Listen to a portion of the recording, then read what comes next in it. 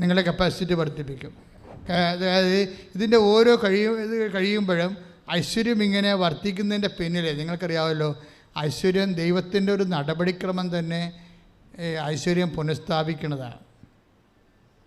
നിങ്ങളൊരിക്കലും വിചാരിക്കരുത് എല്ലാം ചത്ത് കെട്ടുപോയി കൊല്ലും കൊലയുള്ള കുടുംബമാണ്, പിതാക്കന്മാർ ഒക്കെ ഉണ്ടാക്കിയിട്ടുള്ള പാപങ്ങളും കള്ളത്തരങ്ങളും ഒക്കെ കാരണമാണ് തറവാടിങ്ങനെ കെട്ട് കിടക്കണമെന്നൊന്നും വിചാരിക്കരുത്.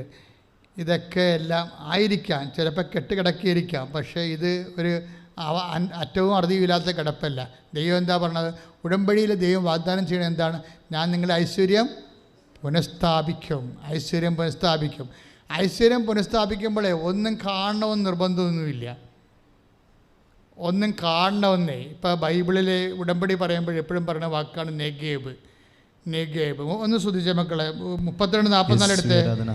ജെറമിയ 32:44.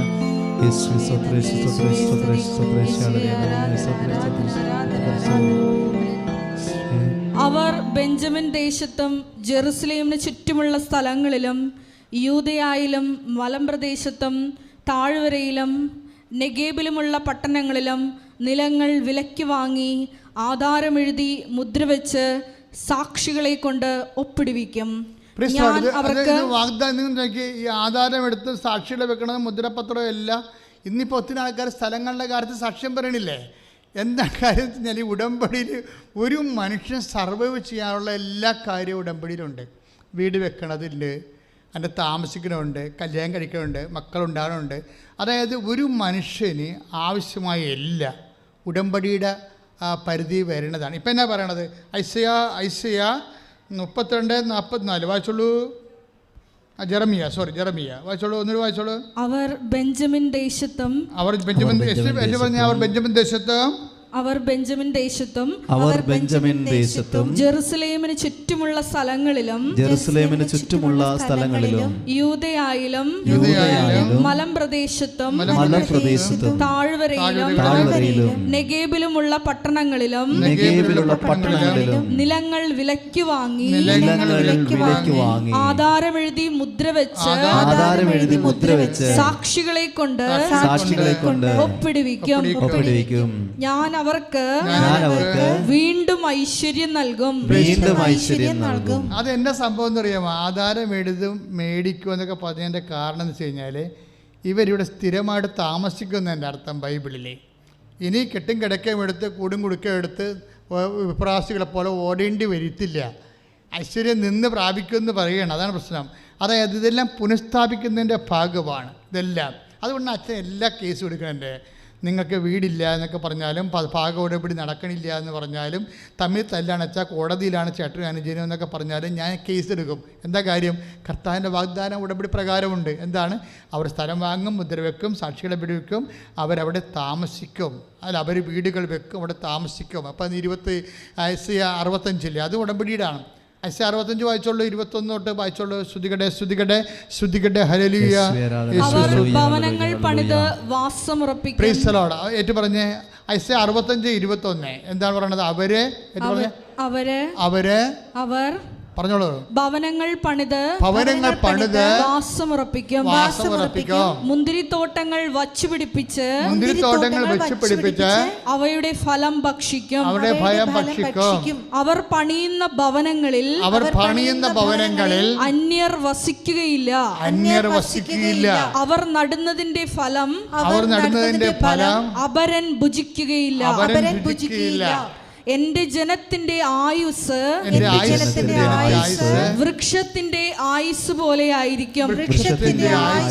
എന്റെ തിരഞ്ഞെടുക്കപ്പെട്ടവർ ദീർഘകാലം തങ്ങളുടെ അധ്വാനത്തിന്റെ ഫലം അനുഭവിക്കും.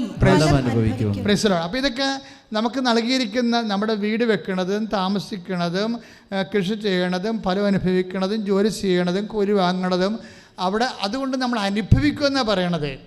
ചില ആൾക്കാർക്ക് അനുഭവിക്കാൻ പറ്റണില്ലല്ലോ, അല്ലേ? ജോലിയുണ്ട്, വീടുണ്ട്, എല്ലാം ഉണ്ടെങ്കിലും എന്തെങ്കിലും മണ്ടത്തം തീരുമാനം എടുത്തു കഴിയുമ്പോൾ, ഇന്നാളെ ഒരുത്തം വന്നിട്ടുണ്ടായിരുന്നു, ജാമ്യം നിന്നുവെച്ചാൽ ഇപ്പം ഞങ്ങളെ ഭർത്താവ് അകത്തായെന്ന്. വല്ല കാര്യമുണ്ട്? ജാമ്യം നിൽക്കുന്നതെന്ന് പറഞ്ഞിട്ടുണ്ട്. ആളെന്തരം നോക്കി വേണം ജാമ്യം നിൽക്കുകയാണെന്ന് ബൈബിൾ പറയുന്നുണ്ട്. കൂട്ടുകാരനാണ് ആന കൂന എന്നൊക്കെ പറഞ്ഞ് ഇപ്പോൾ ചത്തുകളെന്നൊക്കെ പറയുമ്പോൾ ഒരു ജാമ്യം നിൽക്കും. അവൻ ഭയങ്കര ഫ്രോഡായിരിക്കും. അവൻ പൈസ അടക്കത്തില്ല. അവൻ നിന്നപ്പോൾ തന്നെ വിചാരിച്ചാൽ നമ്മളെ പൂട്ടാൻ വിചാരിച്ച് കാണും. കാര്യം ഇങ്ങനെയുള്ള രോഗമുള്ള ആൾക്കാരുണ്ടാവും. എപ്പോഴും നിലയം പിടിച്ച് അത് ഇപ്പം ചത്തുകളി ആന കൂന എന്നൊക്കെ പറഞ്ഞ് നടന്ന് നമ്മളെ കൊണ്ട് ഒരു പണി ചെയ്യിക്കും. ഈ അയ്യോ ഭാവികളായിട്ട് നിഷ്കളങ്കരായിരിക്കുന്നവർക്ക് എല്ലാം ഒപ്പിട്ട് കൊടുക്കും. അവസാനം നമ്മുടെ ശമ്പളത്തിൽ നിന്ന് പോവുകയും ചെയ്യും. നമ്മളെ ചിലപ്പോൾ അകത്തുമാകും. അവൻ മുങ്ങുകയാണെങ്കിൽ നമ്മൾ കത്താകത്തില്ലേ? അപ്പോൾ ഇതൊന്നും ചെയ്യരുതെന്ന് ബൈബിളുണ്ട്. ബൈബിൾ എന്ത് പരസ്നേഹം പറഞ്ഞാലും ആളും തരം നോക്കി നിങ്ങൾ ചെന്നായ്ക്കളുടെ ഇടയിലേക്കാണ് കുഞ്ഞാടുകളെപ്പോലെ വിടുന്നത്, സർപ്പങ്ങളെപ്പോലെ വിവേകം ഉണ്ടാകണമെന്നൊക്കെ പറഞ്ഞിട്ടുണ്ട് ഇല്ലേ? അത് അല്ല, ശുദ്ധഗതിക്ക് ഇങ്ങനെ ഓരോ കാര്യം ചെയ്ത് കൂട്ടണമല്ല. 10 പ്രാവശ്യം ചിന്തിക്കാതെ ചില കാര്യങ്ങൾ ചെയ്യാൻ പറ്റത്തില്ല. കാര്യം ആവശ്യമില്ലാത്ത അസമാധാനം എന്തിനാണ് നീ വലിച്ചു വരുത്തുന്നത്? ആവശ്യമില്ലാത്ത അസമാധാനം. അപ്പോൾ സഹായിക്കേണ്ടതെന്നല്ല പറയണത്. അതിൻ്റെ അർത്ഥം കാര്യങ്ങൾ മനസ്സിലാക്കി സത്യം നമുക്ക് ഉറപ്പ് ബോധമൊക്കെ ഉണ്ടാകണം. ആ കാര്യത്തിൽ സഹായിക്കുന്ന കാര്യത്തിൽ വിവേകം ഉണ്ടാകണമെന്നതിൻ്റെ അർത്ഥം. സ്നേഹത്തെക്കാളും വലിയൊരു സാധനമാണ് വിവേകം, prudence. The queen of virtue എന്നാണ് പറയുന്നത്, ഞങ്ങളൊക്കെ പഠിച്ചിരിക്കുന്നത്. And prudence is the queen of virtue.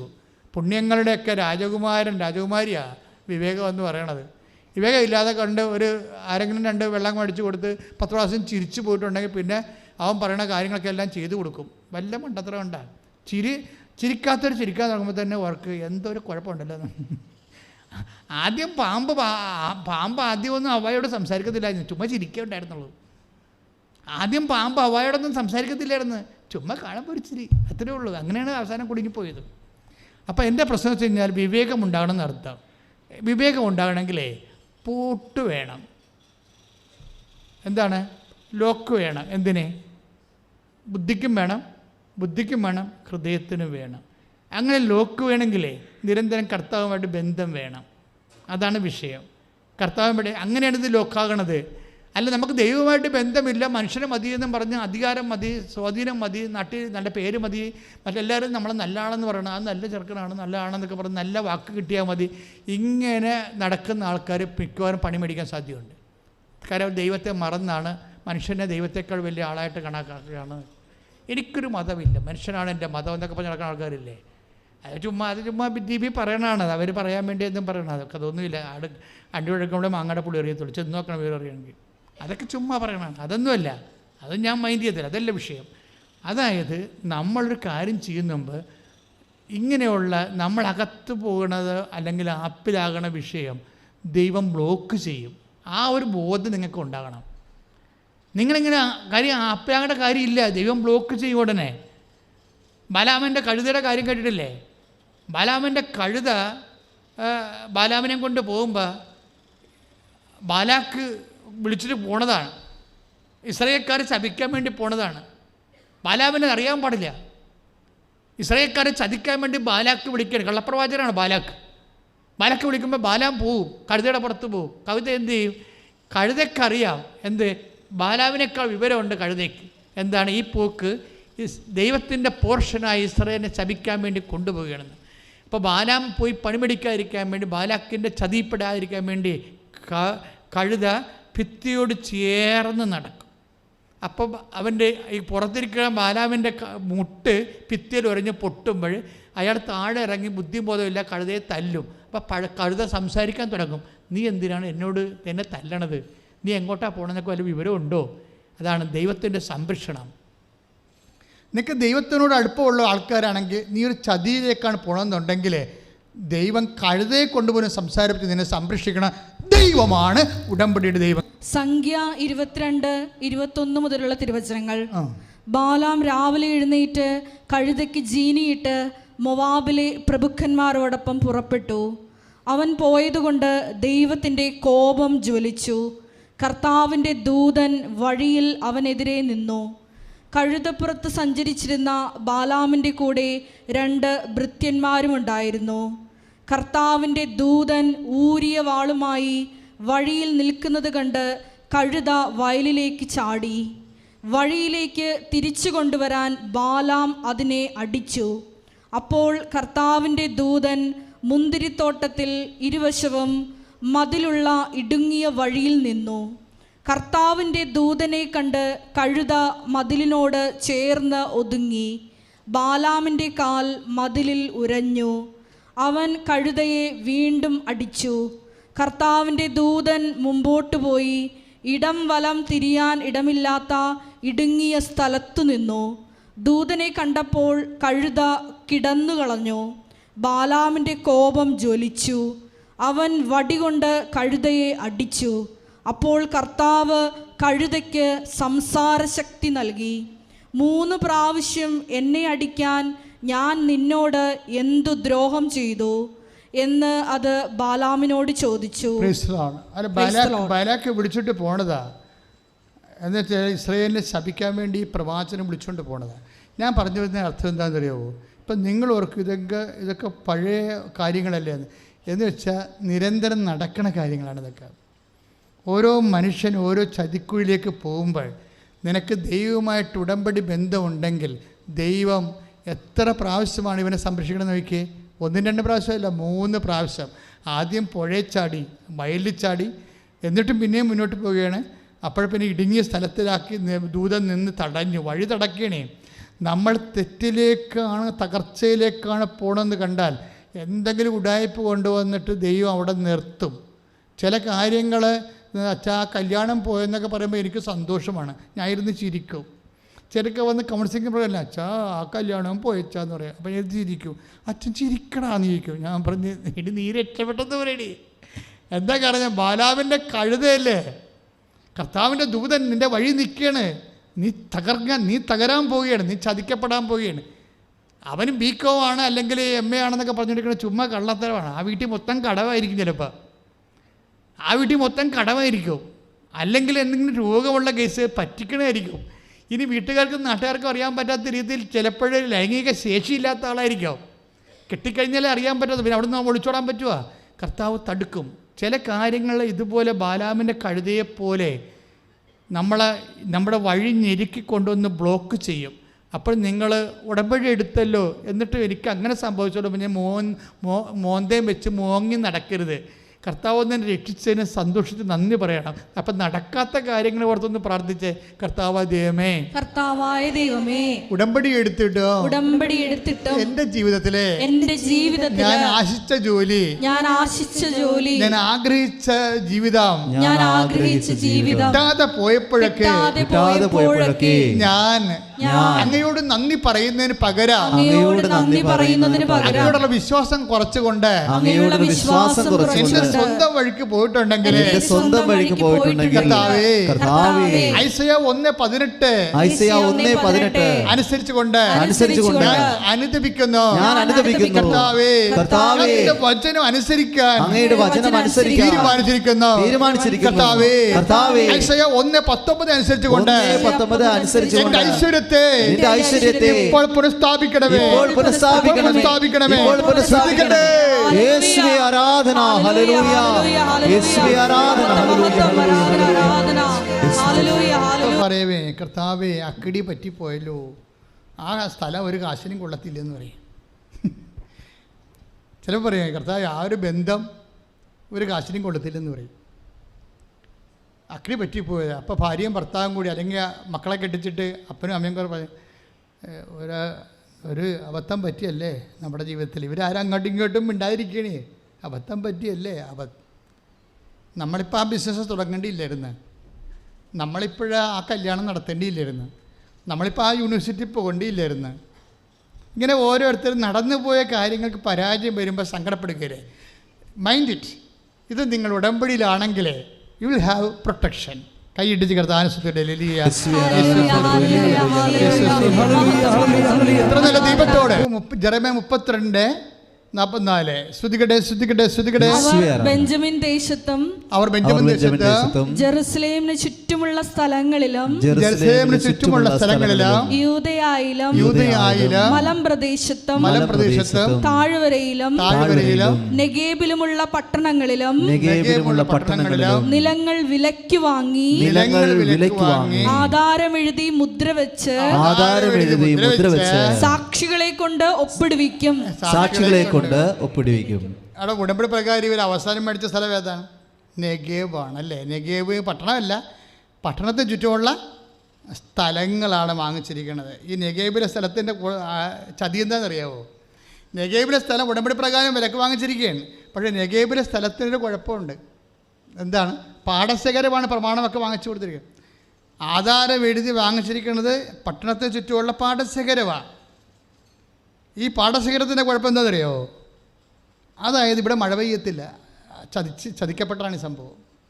പാടമാണ് വാങ്ങിച്ചിരിക്കുന്നത്, ഇവിടെ ആണ്ടിൽ ഒരു മാസമേ മഴ പെയ്യത്തുള്ളൂ.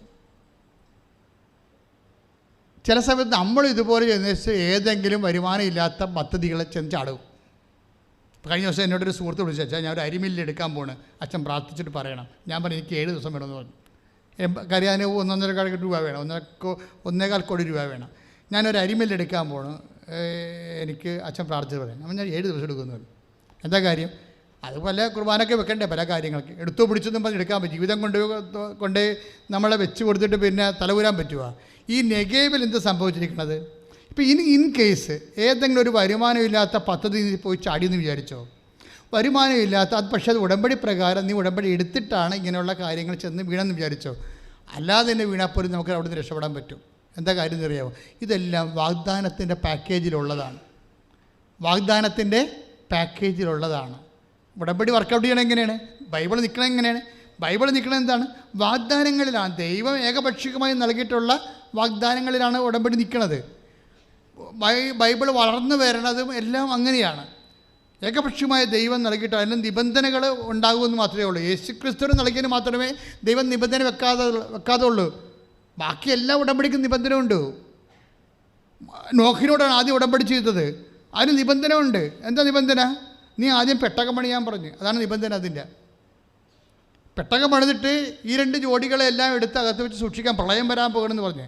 പ്രളയം വന്നു കഴിഞ്ഞപ്പോൾ ദൈവം ഉടമ്പടി ചെയ്തപ്പോൾ വാഗ്ദാനം 2 കൊടുത്തു, ഇനി സന്താന പുഷ്ടിയുള്ളവരെ പെരുകാൻ പറഞ്ഞു. അത് ദൈവത്തിൻ്റെ വാഗ്ദാനം എന്ന് പറഞ്ഞാൽ സന്താന പുഷ്ടിയുള്ളവരെ പെരുകുക എന്നുള്ള, നിബന്ധന എന്ന് പറയുന്നത് പെട്ടകം പണിയുക എന്നുള്ളതാണ്.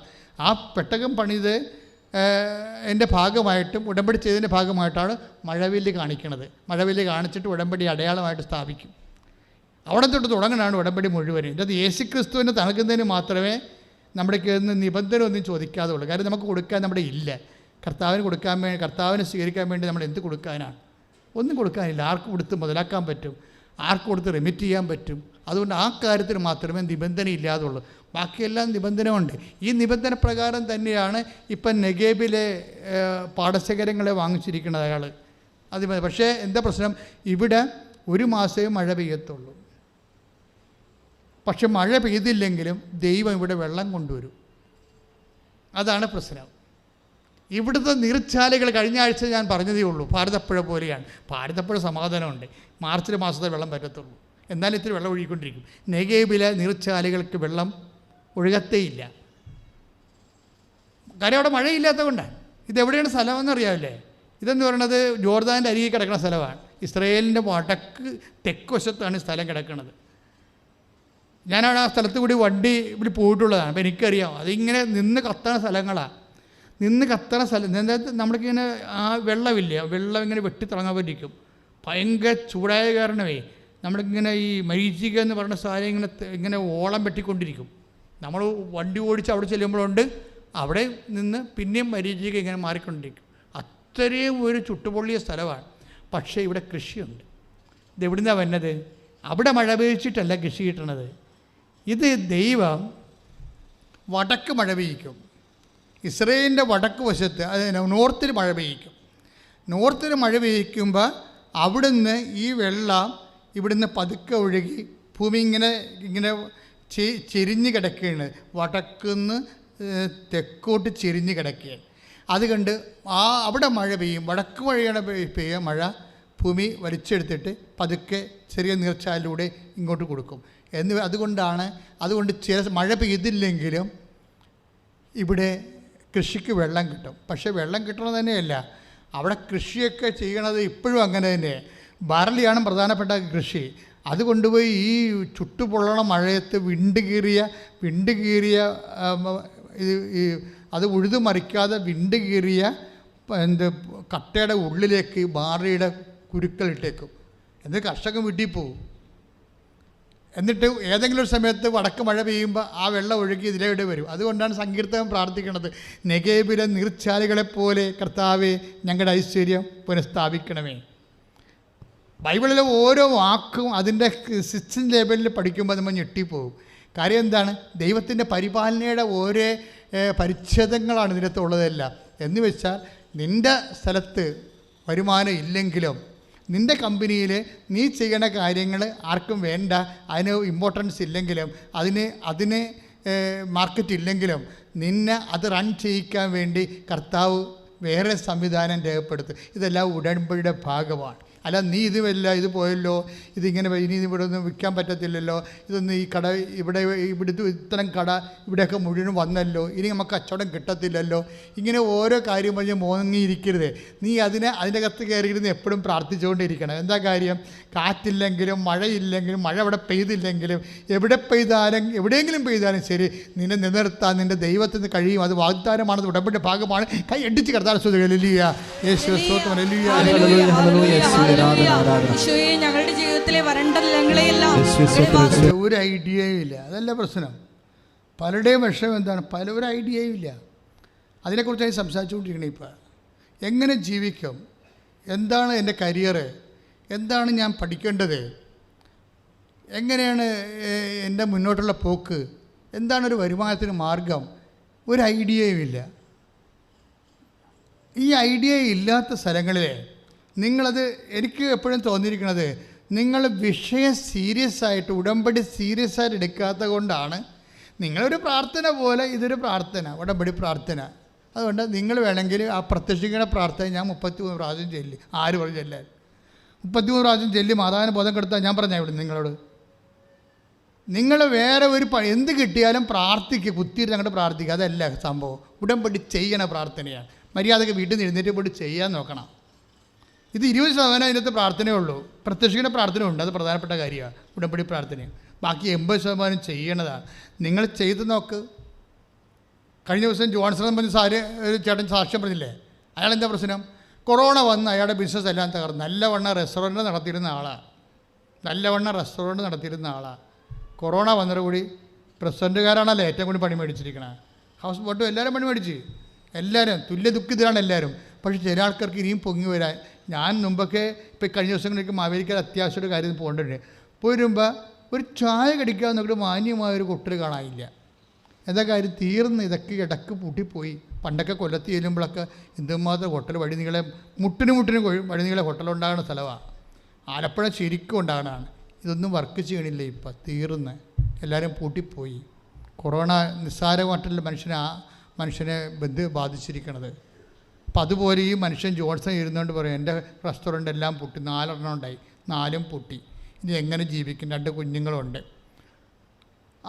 എങ്ങനെ ജീവിക്കുമെന്ന് പറഞ്ഞുകൊണ്ടിരിക്കുന്ന സമയത്ത് ഇവിടെ രാത്രി കിടന്നുറങ്ങുമ്പോൾ ഇറങ്ങാൻ പോവുകയുണ്ട്. രാത്രി 9 മണിയാകുമ്പോൾ.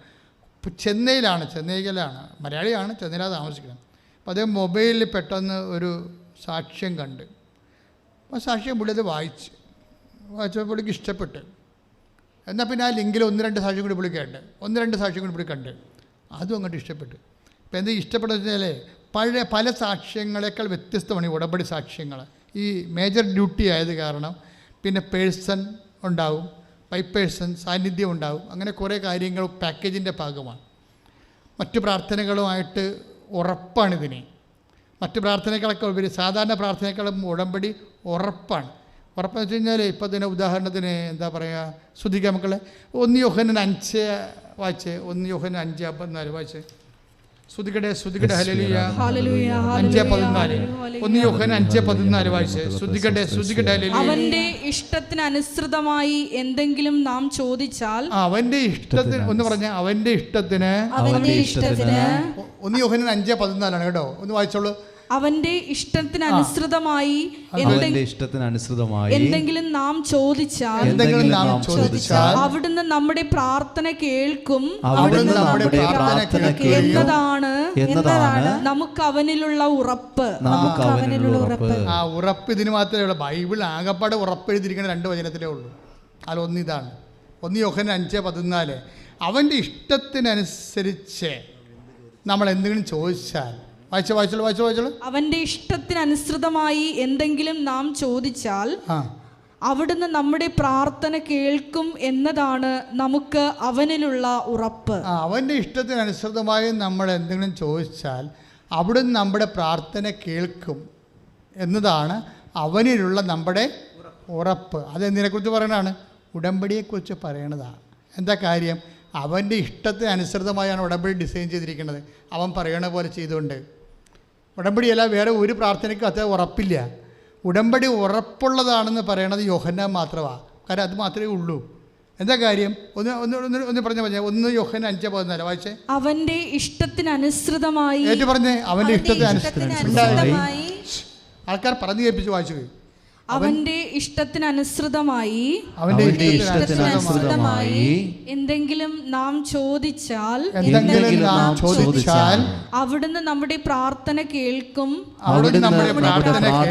എന്നതാണ് നമുക്ക് അവനിലുള്ള ഉറപ്പ്.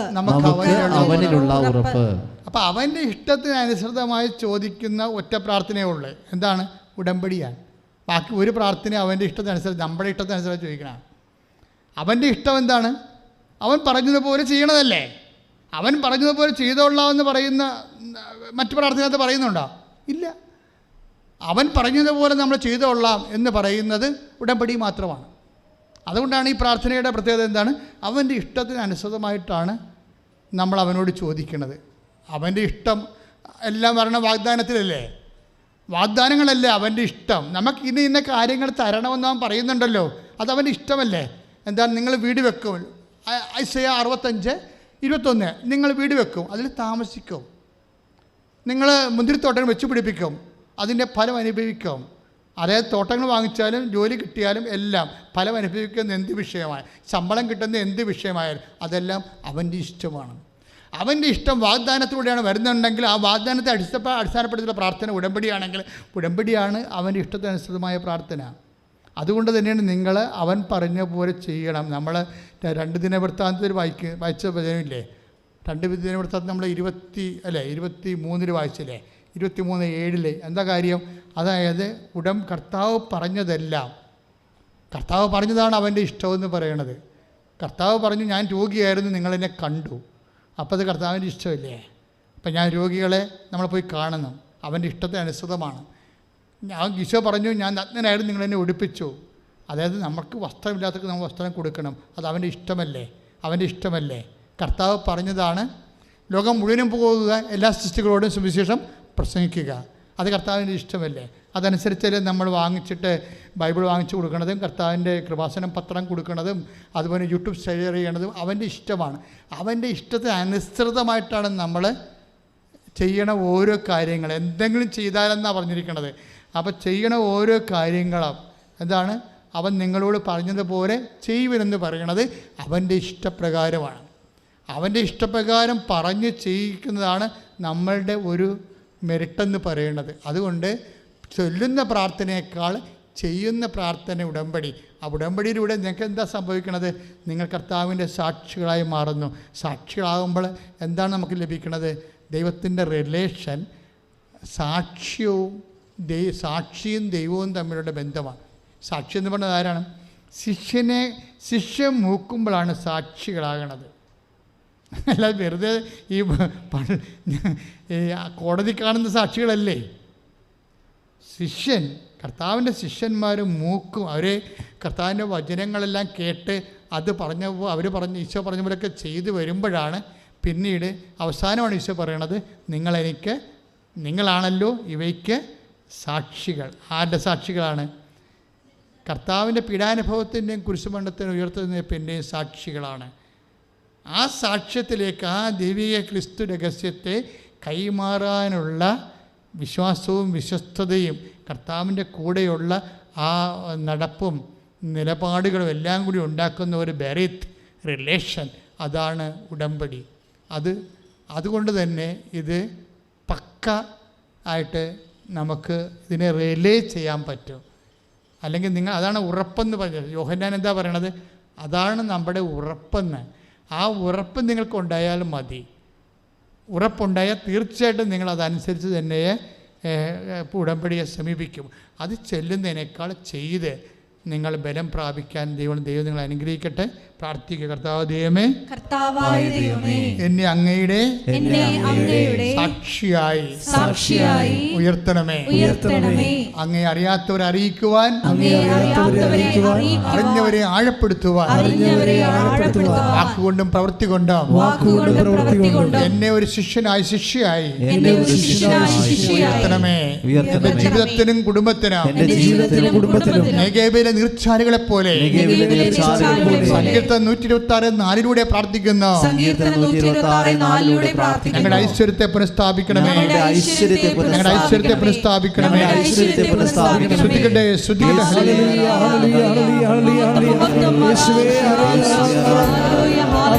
നമ്മൾ ഉടമ്പടി വച്ചിരിക്കുന്ന വിഷയത്തിൻ്റെ മേലുള്ള സമർപ്പണ പ്രാർത്ഥനയുടെ സമയമാണ്.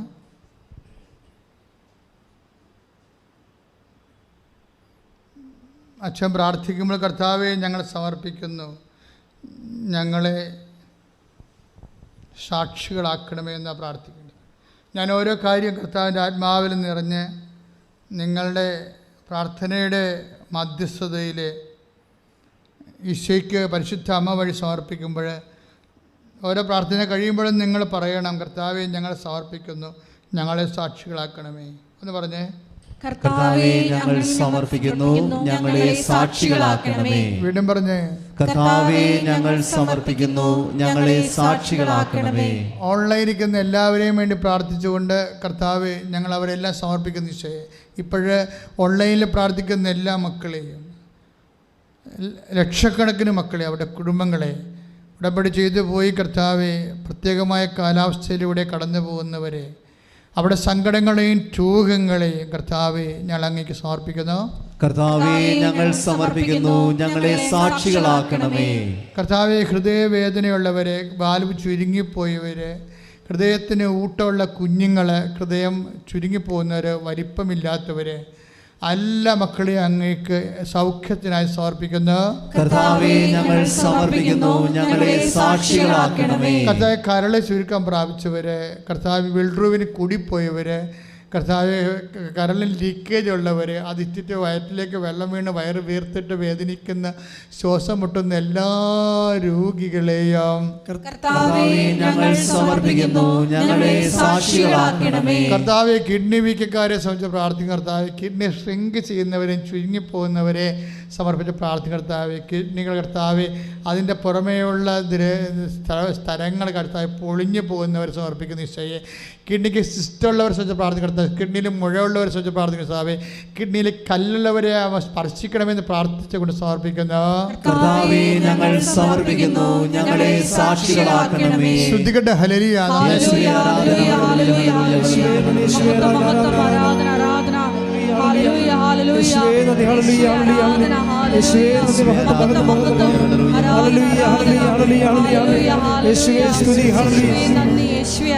പ്രാർത്ഥിക്കുന്ന സമയമാണ്. ഇപ്പം ഞാൻ ജോൺസൻ്റെ കാര്യം പറഞ്ഞില്ലേ. ഇപ്പം ജോൺസൺ എന്താ ചെയ്തത്? എല്ലാം മുടങ്ങിപ്പോയപ്പോൾ അദ്ദേഹം ആ സാക്ഷ്യം കേട്ടപ്പോൾ ഒരു ഉടമ്പടി ചെയ്ത്, ഓൺലൈൻ ഉടമ്പടി ചെയ്ത്, ഓൺലൈൻ ഉടമ്പടിയുടെ ഒരാഴ്ചക്കുള്ളിലാണ് അദ്ദേഹം ചിന്തിക്ക പോലും ചെയ്യാത്ത രീതിയിൽ അദ്ദേഹം കാനഡയിലേക്ക് പോയത്. ഒരാഴ്ച കൊണ്ട്. അത്ര സ്പീഡാണ് ഈ സംഭവം കാര്യം. പക്ഷേ എന്നിട്ട് പുള്ളി പറയവേ, എനിക്ക് കൃത്യമായിട്ട് പാലിക്കാൻ പറ്റും, പക്ഷേ എന്നാലും എനിക്ക് അരമണിക്കൂറൊക്കെ ബൈബിൾ വായിക്കാൻ പറ്റുള്ളൂ. എനിക്ക് അരമണിക്കൂറൊക്കെ ഒരു ദിവസം ഉടമ്പടി, ഓൺലൈൻ ഉടമ്പടി പ്രകാരമേ എനിക്ക് അരമണിക്കൂറൊക്കെ ഒരു ദിവസം ബൈബിൾ വായിക്കാൻ പറ്റുള്ളൂ. അപ്പോൾ ഞാനൊക്കെ ദൈവമേ, ഇവിടെ കെട്ടുകണക്കിന് ഉടമ്പടി എടുത്ത് നടക്കുന്ന ആൾക്കാർ അരമണിക്കൂർ 5 മിനിറ്റ് പോലും വായിക്കാത്ത കക്ഷികളുണ്ട്. ബൈബിള് കണ്ണ് പിടിക്കണില്ല, കൊച്ചിനെ കൊണ്ട് വായിപ്പിക്കുന്നത്, കണ്ണട എടുക്കടി എന്നൊക്കെ പറഞ്ഞ് ചുമ്മാ ഉടായ്പം പറഞ്ഞ് കാലം കഴിക്കണം എന്തുമാത്രം ആൾക്കാരുണ്ട്. ആ മനുഷ്യൻ കാണിക്കുന്ന തീഷ്ണത, എനിക്ക് അരമണിക്കൂർ രാത്രിയാണെങ്കിലും ബൈബിൾ വായിക്കാൻ അത്രയും ചെയ്യാൻ ഒത്തല്ലോ. നമ്മുടെ കയ്യിൽ നിന്നൊരു വിശ്വസ്തത വന്നു കഴിഞ്ഞാൽ ആ മനുഷ്യൻ പറഞ്ഞ എൻ്റെ വയസ്സെല്ലാം കഴിഞ്ഞു പോയതാണ്, എനിക്ക് വിസ കിട്ടത്തില്ല, എൻ്റെ വൈഫിനാണെങ്കിൽ 1 വയസ്സ് കൂടിയേ ഉള്ളിനി പഠിക്കാൻ പോകാനുള്ള യോഗ്യത, എന്നിട്ടും കർത്താവ് എനിക്ക് അവിടെ ജോലി തന്നത്. കൈ അടിച്ച് കർത്താവിനെ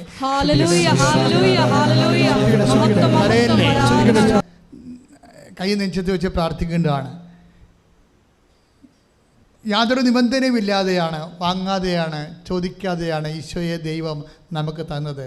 that is the fundamental good news. ഞാനത് വായിച്ചപ്പോൾ കരഞ്ഞുപോയി. വെളുപ്പിനിരുന്നാണ് ഈശോ ഈ സന്ദേശം എല്ലാം പറയണത്. ഒരു നിബന്ധനയില്ലാതെ ലോകത്തിന് കിട്ടിയ ഒരേ ഒരാൾ ഞാൻ മാത്രമാണെന്ന്. ബാക്കി എല്ലാ ഉടമ്പടിക്കും നിബന്ധന ഉണ്ടെന്ന് പറഞ്ഞ് ഒരു നിബന്ധനയും മേടിക്കാതെയാണ് കർത്താവ് തന്നെങ്കിൽ, കർത്താവ് സൗജന്യ ദാനമായിട്ടാണ് നമുക്ക് ഏറ്റു തന്നെങ്കിൽ, എൻ്റെ ദൈവവേദലെ നിന്നെ കർത്താവ് തൻ്റെ ജീവനോളം വരെ കാണുന്നുണ്ടെങ്കിൽ നീ തളരാനും ആഗ്രഹിക്കാത്ത ദൈവത്തിൻ്റെ മുമ്പിലാണ് നീ നിൽക്കുന്നത്. കൈയടിച്ച് കർത്താവിനെ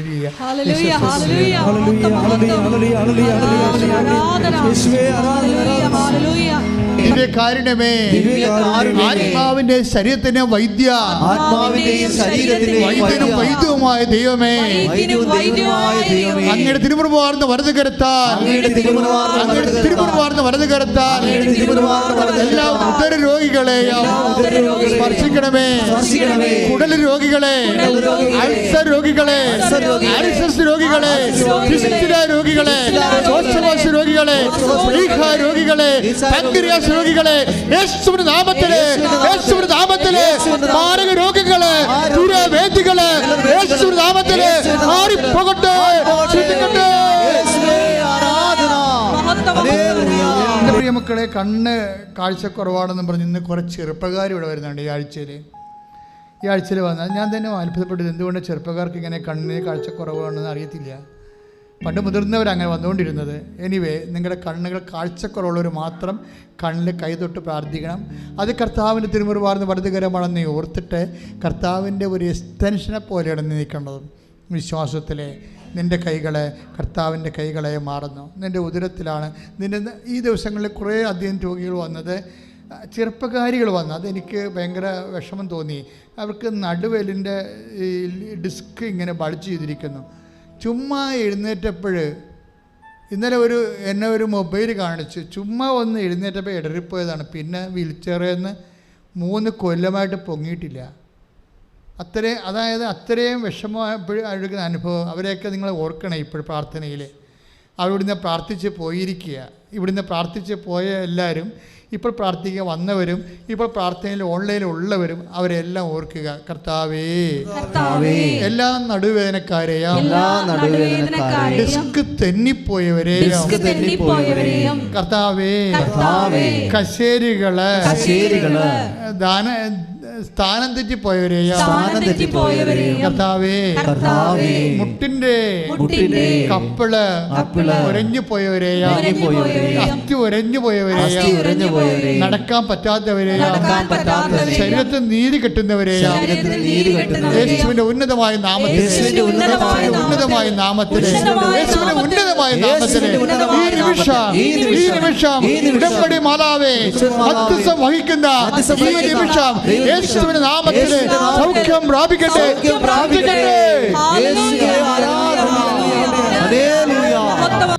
ഇന്നലെ ഒരു സാക്ഷ്യം ഉണ്ടായിരുന്നു. ഇതുപോലെ സോറിയാസ് കയറി വ്രണമായിപ്പോയി. ആ വ്രണമായി പോയ മോള്, അവൾക്ക് 10-20 വയസ്സുണ്ടാകുമെന്ന് തോന്നുന്നത്.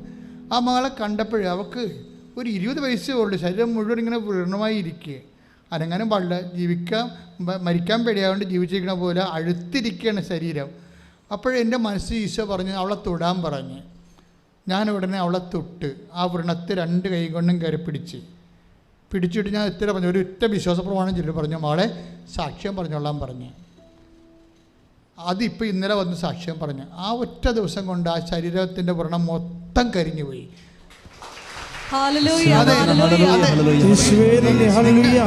ശ്രദ്ധിക്കുക, നിങ്ങൾ കൈയടിക്കുന്നതിനേക്കാൾ പ്രധാനപ്പെട്ട കാര്യം, ഞാനത് ആ കാലെ വെച്ച് പ്രാർത്ഥിച്ചു വന്നോളൂ അല്ല പ്രശ്നം. നമ്മുടെ പ്രശ്നം എന്താണ്? നമ്മുടെ പ്രശ്നം ക്രിസ്തുവാണ്. ക്രിസ്തു ഇവിടെ ജീവിച്ചിരിക്കുന്നു. നിൻ്റെ എന്ത് വേദനയും നിൻ്റെ എന്ത് രോഗവും നമ്മുടെ ഭാരങ്ങളാണ് അവൻ ഏറ്റെടുത്തത്. നമ്മുടെ മുറിവുകൾക്ക് വേണ്ടി അവൻ ക്ഷതമേൽപ്പിക്കപ്പെട്ടു. സത്തുക്കൾ ഉഴുതത് അവൻ്റെ മുതുകിലാണ്, അവൻ്റെ മുറിവിലാണ് നമ്മുടെ സൗഖ്യം. യേശു ക്രിസ്തുവേ, നീ ജയിക്കട്ടെ, ശ്രുതിക്കട്ടെ, ശ്രുതിക്കട്ടെ. ഈശോയോട് എപ്പോഴും പറയാറുണ്ട്, ഈശോ ഈ ആൾക്കാരെ, ഈ ഓട്ടിസം ബാധിച്ച കുഞ്ഞുങ്ങളെയും കൊണ്ട് മാതാപിതാക്കൾ വരുമ്പോഴേ സത്യം പറഞ്ഞാൽ എനിക്ക് ഭയങ്കര പേടിയാണ്. എന്താ പേടിയെന്ന് വെച്ച് കഴിഞ്ഞാൽ, ഞാൻ മനസ്സിൽ ഒത്തിരി ആഗ്രഹിക്കുന്നുണ്ട് അവർ സുഖപ്പെടണം. കാര്യം പേടിയെന്ന് വെച്ചാൽ ഈ മാതാപിതാക്കന്മാരെ ഉള്ളിടത്തോളം കാലമല്ലേ ആ കുഞ്ഞിനെ ആരെങ്കിലും ഉള്ളൂ. അത് കഴിഞ്ഞ് ആര് നോക്കാനാണ്? അതാണ് എൻ്റെ പേടി. ഞാൻ എൻ്റെ ഇടവകയിൽ നിന്ന് വരുമ്പോൾ അപ്പുറത്തെ ഇടവകയിൽ ഞാൻ ഇരിക്കരുന്ന്. അപ്പുറത്തെ വലിയ കലവൂര്. അവിടെ ഞാൻ അവിടെ നിന്ന് ട്രാൻസ്ഫറായി പോരുമ്പോൾ ഒരു ടീച്ചറായിരുന്നു അമ്മച്ചി കരഞ്ഞുകൊണ്ട് വന്നിട്ടുള്ളത്, ഇനി എനിക്ക് എന്തെങ്കിലും വിഷമമുണ്ടെങ്കിൽ ആരോട് പറയും? അവരടുത്താണ് താമസിക്കുന്നത്, അവർക്ക് ഇങ്ങോട്ടൊന്ന് വന്ന് പറഞ്ഞാൽ മതി. പണ്ട് പള്ളി ഇവിടെ വരുമ്പോൾ പറയാറുണ്ട്. അതല്ല പ്രശ്നം. അവരുടെ മകൻ ഒരു 10-40 വയസ്സുള്ള മകനാണ്. ആ മകന് ഓട്ടിസവും എപ്പിലെപ്സിയും എല്ലാം കൊണ്ടൊരു രോഗമാണ്. അപ്പോൾ ആ മകനെ ഇവരെയാണ് പിടിച്ചുകൊണ്ട് ബാത്റൂമിൽ കൊണ്ടുപോകുന്നത്, 40 വയസ്സുകാരനെ ഇപ്പോഴും. എന്നോട് ചോദിക്കണത് അതിന് അത് എൻ്റെ കാലം കഴിഞ്ഞാൽ ഈ മകനെ എന്ത് ചെയ്യുമെന്ന് എന്നോട് ചോദിച്ചു.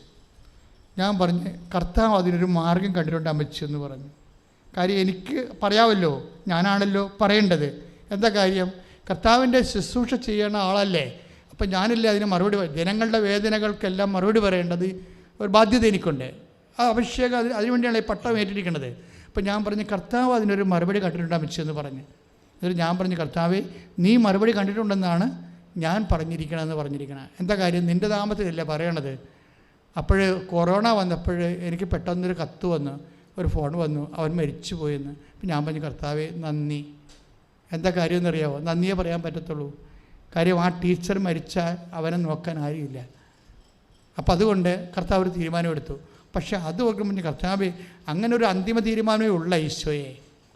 അപ്പോൾ ഇന്നലെ ഒരു സാക്ഷ്യമുണ്ടായി, ഇത് ആഴ്ച 2 സാക്ഷ്യമുണ്ടായി. എപ്പിലെപ്സിയും ഓട്ടിസവും ഒരുമിച്ചുള്ള കുട്ടി. അവർ ഉടമ്പടി എടുത്തു കഴിഞ്ഞിട്ട് അച്ഛനെ കണ്ടില്ലല്ലോ എന്ന് പറഞ്ഞ് സങ്കടപ്പെട്ടു പോയി. പക്ഷേ വീട്ടിൽ ചെന്നപ്പോൾ പതുക്കെ അവൻ്റെ ലക്ഷണം മാറി. അച്ഛനെ കണ്ടില്ല അവർ, പക്ഷേ അവിടെ കുഞ്ഞിൻ്റെ ലക്ഷണം മാറി. അവൻ സംസാരിക്കത്തില്ലായിരുന്നു. അവൻ സംസാരിക്കാൻ തുടങ്ങി. അവൻ സ്വന്തം കാര്യമൊന്നും ചെയ്യത്തില്ലായിരുന്നു. അവനെല്ലാം സ്വന്തം കാര്യം പതുക്കെ ചെയ്യാൻ തുടങ്ങി. അപ്പോൾ ഉടമ്പടി തന്നെ ആ എപ്പിലെപ്സിനെ എടുത്തു മാറ്റി, ആ ഓട്ടിസത്തെ ഹൈപ്പർ ആക്ടിവിറ്റിയാണ് എടുത്തു മാറ്റി. എപ്പോഴും നിങ്ങൾ ചിന്തിക്കേണ്ട ഇതാണ്, ഉടമ്പടി എന്ന് പറയുന്നത് ദൈവത്തിൻ്റെ പ്രസൻസാണ്. ഉടമ്പടി ചെയ്യുമ്പോൾ നമുക്ക് എന്താണ് കിട്ടുന്നത്? ഫസ്റ്റ് ദൈവത്തിൻ്റെ പ്രസൻസാണ്. അതുകൊണ്ടാണ് ഞാൻ നിൻ്റെ കൂടെ വരുമെന്ന് പറയണത്. നിൻ്റെ കൂടെ വരുമെന്ന് പറയുന്നത് അത് നിൻ്റെ ഭാരങ്ങൾ വെറുതെ ചുമ്മാ കാണാൻ പറയണതല്ല, നിന്റെ ഭാരങ്ങൾ ഏറ്റെടുക്കാനാണ് പറയുന്നത്. പ്രാർത്ഥിക്കുക, കർത്താവേ എൻ്റെ ഭാരങ്ങൾ ഏറ്റെടുക്കണം ദൈവമേ. എൻ്റെ കുടുംബത്തിലുള്ള നാനാജാതി രോഗങ്ങള്, നാനാജാതി തകർച്ചകള്, മക്കളില്ലാത്ത അവസ്ഥകള്, ഉള്ള മക്കൾക്ക് തെറ്റായ ആത്മാവിനെ നഷ്ടപ്പെടുത്തുന്ന തിന്മയുടെ ബന്ധങ്ങള്, എല്ലാം മ്ലേച്ഛതകള് യേശുവിന്റെ രക്തത്താൽ ഈ നിമിഷം അമ്മയുടെ മധ്യസ്ഥത്തിലെ കഴുകട്ടെ, കഴുകപ്പെടട്ടെ.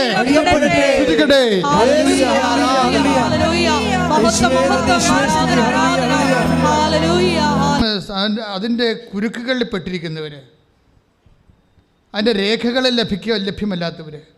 കഴിഞ്ഞ ദിവസം ഇന്നലെ ഒരു സാക്ഷ്യം ഉണ്ടായിരുന്നു. അതായത് അവരുടെ രേഖകൾ വിത്തുകളുടെയായി പോയല്ല. അപ്പോൾ കോവിഡ് കൊടുമ്പിരിക്കൊണ്ട് നിൽക്കുന്ന സമയമാണ്.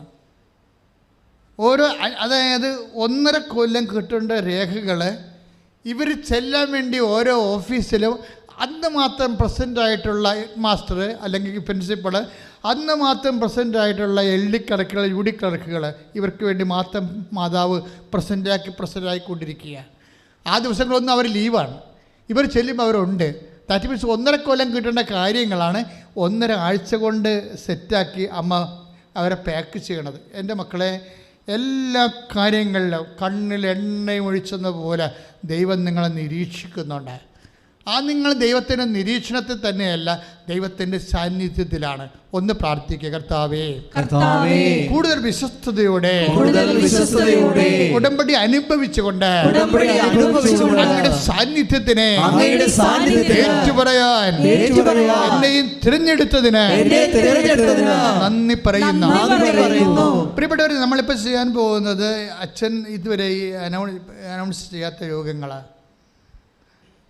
രോഗങ്ങൾ, വാതരോഗങ്ങളായിക്കൊള്ളട്ടെ, മസ്തിഷ്കത്തിൻ്റെ രോഗങ്ങളായിക്കൊള്ളട്ടെ, ശരീരത്തിലുണ്ടാകുന്ന മുഴകളായിക്കൊള്ളട്ടെ, ബ്രസ്റ്റിൻ്റെ മുഴകളായിക്കൊള്ളട്ടെ, തൈറോയിഡ്, ടോൺസൈറ്റ് രോഗങ്ങൾ, ഉള്ളംകാലം മുതൽ ഉച്ചവരെ ഉണ്ടാകുന്ന വ്യത്യസ്തമായ രോഗങ്ങൾ എന്തും ആയിക്കൊള്ളട്ടെ, അതെല്ലാം കർത്താവിൻ്റെ തിരുസന്നിധിയിൽ പരിശുദ്ധ അമ്മയുടെ മധ്യസ്ഥ സമർപ്പിക്കാൻ വേണ്ടി നിങ്ങൾ 2 കൈയും നെഞ്ചത്ത് പിണച്ച് വെക്കണം.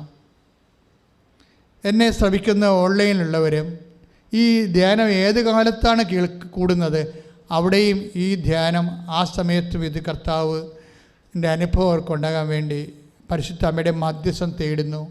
അമ്മയെ പരിശുദ്ധമ്മ അനേകം മക്കൾ ഇപ്പോഴും പ്രാർത്ഥിക്കുകയാണ്. മുടി കൊഴിയുന്ന മക്കൾ തൊട്ട് നഖം കെട്ടുപോകുന്ന മക്കൾ വരെ ഞങ്ങൾ സമർപ്പിച്ച് പ്രാർത്ഥിക്കുന്നു.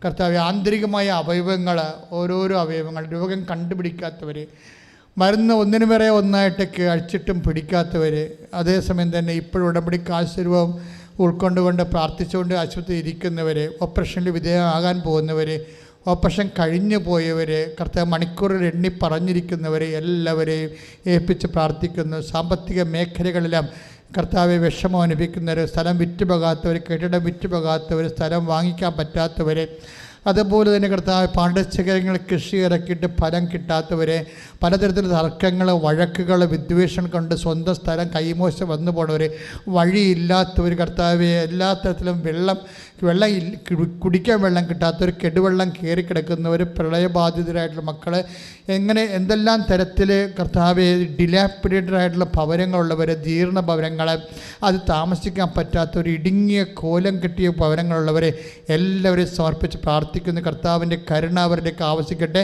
ഇന്ന് വരെ എടുത്തിട്ടുള്ള ഉടമ്പടിയുടെ മുഴുവൻ മധ്യസ്ഥ പ്രാർത്ഥനകളുടെ ശക്തിയാൽ ഇപ്പോൾ പ്രാർത്ഥിച്ചുകൊണ്ടിരിക്കുന്ന കണ്ണുനീര് കർത്താവ് പൂർണ്ണമായി ഏറ്റെടുത്ത് സാക്ഷികളാക്കി മാറ്റട്ടെ. ശ്രുതിക്കട്ടെ. ഹല്ലേലൂയ.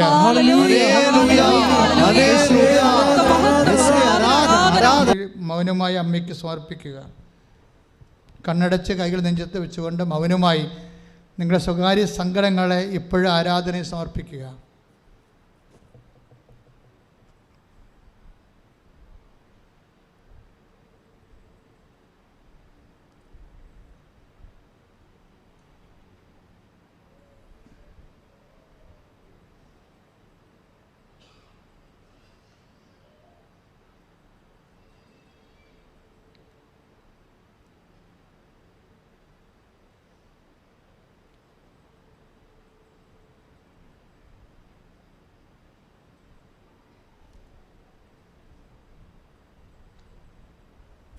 ബ്രസ്റ്റിലെ ക്യാൻസർ രോഗികളെ അവർ ബ്രസ്റ്റ് തൊട്ട് തന്നെ പ്രാർത്ഥിക്കേണ്ടതാണ്. അവർക്ക് സൗഖ്യപ്പെടാൻ സാക്ഷ്യം പറയാൻ കഴിയുമെന്ന് ഈശോ പറയുന്നു. ശരീരത്തിൽ ചുവന്ന് തൊടുത്തൊക്കെ വരുന്ന ആൾക്കാരെ കാണിക്കുന്നുണ്ട് ഈശോ. അവരെല്ലാം കർത്താവ് ഇപ്പോൾ സൗഖ്യപ്പെടുത്തിക്കൊണ്ടിരിക്കുകയാണ്. ചൊറിച്ചിലും അതുപോലെ തന്നെ കടിച്ചിലൊക്കെ ഉള്ള ആൾക്കാരെ കർത്താവിൻ്റെ തിരുരത്തം തൊട്ട് കഴുകാൻ വേണ്ടി പ്രാർത്ഥിക്കുക. കഷം പൊക്കാൻ പറ്റാത്ത കഷത്തിൽ കുരുവുള്ളവർ അവരെല്ലാം ഇപ്പോഴും തൊട്ട് സുഖപ്പെടുത്തുന്ന കർത്താവ് സുഖപ്പെടുത്തുന്ന സമയങ്ങളാണ്. കർത്താവിൻ്റെ തിരുരക്തം, കർത്താവിൻ്റെ കുരിശുരൂപം, കർത്താവിൻ്റെ കൈ വിരിച്ചുള്ള പീഡിത രൂപത്തെയാണ് ഈ രോഗങ്ങളെല്ലാം സമർപ്പിക്കേണ്ടത്. കർത്താവിൻ്റെ പീഡാനുഭവത്തോട് നിങ്ങളുടെ രോഗങ്ങളെ ചേർത്ത് വെച്ചുകൊണ്ട് പ്രാർത്ഥിക്കേണ്ടതാണെന്ന് പരിശുദ്ധാത്മാവ് പറയുന്ന. മുട്ട നിൽക്കുക, നമുക്ക് ആശീർവാദം മേടിക്കാം. നമ്മുടെ എല്ലാ ഉടമ്പടി നിയോഗങ്ങൾ പരിശുദ്ധ അമ്മയുടെ മധ്യസ്ഥതയിൽ ദിവ്യകാരുണ്യ സന്നിധിയിൽ നമുക്ക് സമർപ്പിക്കാം. നമ്മളിപ്പോഴേ നൊമ്പരപ്പെടുത്തുന്ന എല്ലാ ആകുലതകളും കൃപാസനത്തിൽ പ്രത്യക്ഷയായ പരിശുദ്ധ അമ്മയുടെ മധ്യസ്ഥതയിൽ ഈശോയോട് പറയാം. ഞങ്ങളെല്ലാവരെയും പ്രത്യക്ഷീകരണത്തിൻ്റെ സാക്ഷികളായി ഉയർത്തണമേ എന്ന് പ്രാർത്ഥിച്ചുകൊണ്ട് ശിരസ് നമിച്ച് ദിവ്യകാരുണ്യനാഥൻ്റെ ആശീർവാദം സ്വീകരിക്കാം. സ്തുതിച്ച് പ്രാർത്ഥിക്കാം. Hallelujah, hallelujah, hallelujah, hallelujah. ഈശോയെ, ഞങ്ങളുടെ എല്ലാ ജീവിത മേഖലകളെയും നീ അനുഗ്രഹിക്കണമേ. Hallelujah, hallelujah. അനുഗ്രഹം കിട്ടുക മാത്രമല്ല, അത് അനുഭവിക്കാനുള്ള വലിയ യോഗ്യതയും ഞങ്ങൾക്ക് ഓരോരുത്തർക്കും പ്രദാനം ചെയ്യണമേ. ഞങ്ങളുടെ കൂടെ വന്ന് അങ്ങയുടെ സാന്നിധ്യം ഞങ്ങൾക്ക് പ്രകടമാക്കണമേ. Hallelujah, hallelujah. യേശുവേ നന്ദി, യേശുവേ ആരാധന. Hallelujah, hallelujah. മഹത്വം, മഹത്വം. ആരാധന, ആരാധന, ആരാധന. Hallelujah, hallelujah, hallelujah, hallelujah. മഹത്വം, മഹത്വം. പരിശുദ്ധ പരമമാ ദിവ്യകാരുണ്യമേ, എന്നുമെന്നും അങ്ങേയ്ക്കാരാധന.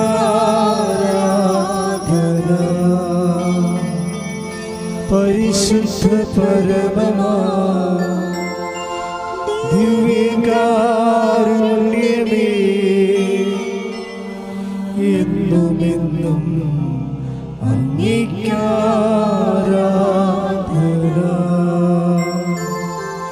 പരിശുദ്ധ പരമമാ ദിവ്യകാരുണ്യമേ, എന്നും എന്നും അങ്ങേയ്ക്കാരാധന.